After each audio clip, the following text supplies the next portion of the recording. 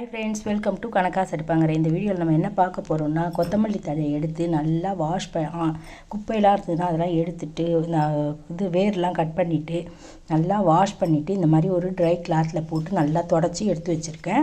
இப்போது இதை நம்ம பொடி பொடியாக கட் பண்ணிக்கலாம். இது சாம்பாரா பொடின்னு சொல்லுவாள்ல, கொத்தமல்லி தொக்குன்னு சொல்லுவோம் நாங்கள். அதுக்கு உளுத்தம்பருப்பு இந்த கப்பால் 1 கப்பு உளுத்தம்பருப்பு, ஒரு 6 வரமிளகா, புளி பாருங்கள், ஒரு சின்ன புளி இந்த அளவுக்கு எடுத்து பிச்சு போட்டு அது கூடயே வறுத்து எடுத்து வச்சுட்டுருக்கேன்.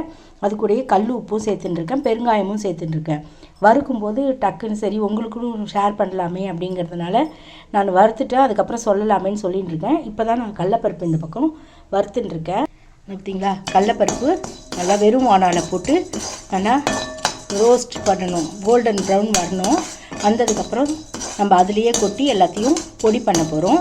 இப்போது இது நல்லா வறுபடட்டும், பச்சை வாசனை போக நல்லா வறுபடட்டும்.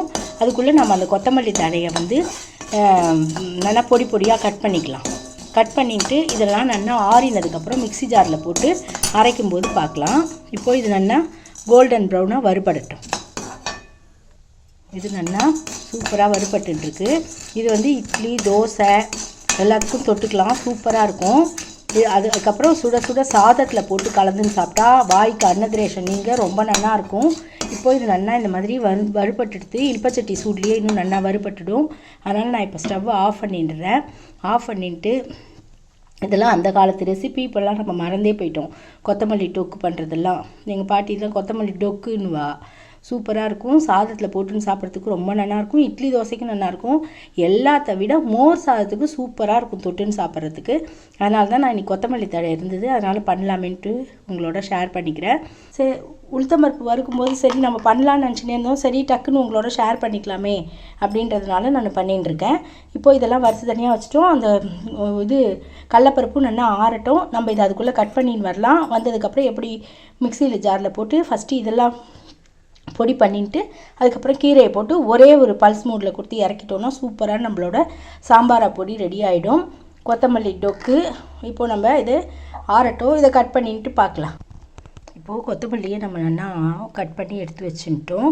இப்போது இதெல்லாம் போட்டு நம்ம மிக்ஸி ஜாரில் போட்டு அரைச்சிட்டு பார்க்கலாம். இப்போது இதில் நம்ம ஃபஸ்ட்டு மிளகா, புளி அதெல்லாம் மட்டும் போட்டுக்கலாம். ஜாரில் மிளகா, புளி,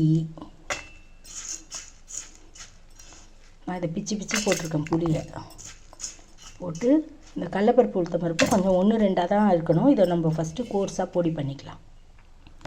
மிளகாவும் புளியும் இந்த அளவுக்கு நல்லா கோர்ஸாக பொடி ஆகிடுது. இப்போது நம்ம இதில் பருப்பை போட்டுக்கலாம். கடலப்பருப்பு, உளுத்தம்பருப்பு, பெருங்காயம், உப்பு எல்லாத்தையும் இதில் போட்டு இப்போது ஒரு குறைன்னு அரைச்சின்னு வந்து பார்த்தீங்களா, பருப்பை போட்டு இந்த அளவுக்கு நம்ம நல்லா பொடி பண்ணிட்டோம்.